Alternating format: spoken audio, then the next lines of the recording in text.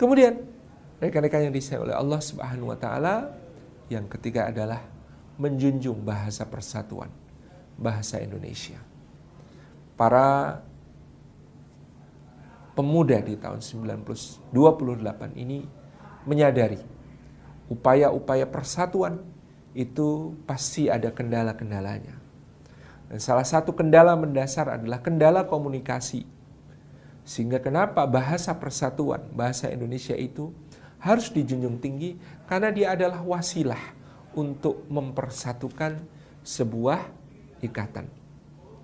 Saya sampai hari ini takjub kepada yang merumuskan Sumpah Pemuda. Karena tadi, yang pertama adalah ikrar untuk berkorban. Tumpah darahnya di tanah air yang satu, Indonesia. Yang kedua adalah redefinisi dan reklasifikasi taksonomi kemanusiaan kita menjadi sebuah bangsa yang lebih besar daripada definisi selama ini tentang bangsa yang sama dengan suku. Dan yang ketiga adalah bagaimana kemudian menjunjung satu wasilah, satu sarana yang akan memudahkan upaya perjuangan, upaya persatuan.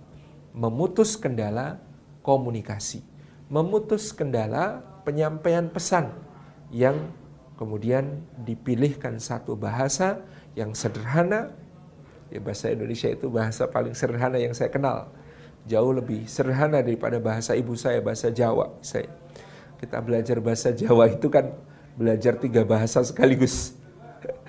Bahasa Jawa Ngoko, bahasa Jawa Matio, bahasa Jawa Kromo, begitu ya. Tapi coba bahasa Indonesia betapa egaliter. Tanpa bahasa Inggris punya tenses. Bahasa Indonesia tidak punya tenses, tinggal menambahkan keterangan waktu. Saya makan, saya sedang makan, saya kemarin makan, saya besok makan.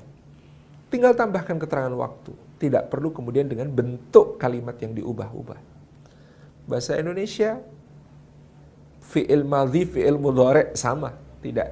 Tidak mengalami perubahan karena tenses. Beda dengan bahasa Arab. Beda dengan bahasa Inggris yang kemudian verbs-nya mengalami bentuk sederhana, ya, bentuk untuk waktu yang past tenses, bentuk ketiga sampai ke bentuk present continuous. Kita tidak. Dan kita tidak mengalami kesulitan untuk mengubah kata kerja karena perubahan subjek. Dia makan, saya makan, kamu makan. Bedakan dengan bahasa Inggris. Bahasa Inggris perubahannya masih sederhana, tapi berubah. I eat, she eats, he eats.